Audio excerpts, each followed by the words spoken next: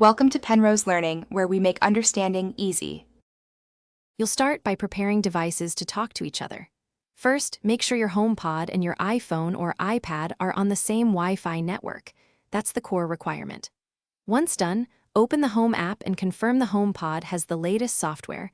Updates fix audio routing bugs.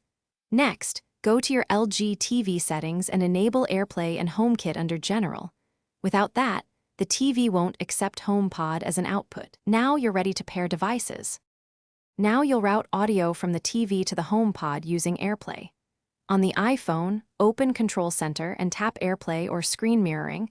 Pick your LG TV as the target so the TV becomes the bridge. If the TV asks to allow the device, tap Allow. This pairs them. Then, on the TV's AirPlay device list, find your HomePod and set it as the audio output. This passes TV audio to the HomePod. Make sure volume is up on both ends so you hear the change. Finish by testing playback. Play a short clip and listen for sync and quality. If audio is delayed, lower the TV's audio processing or switch the TV source to a wired input, then retry AirPlay.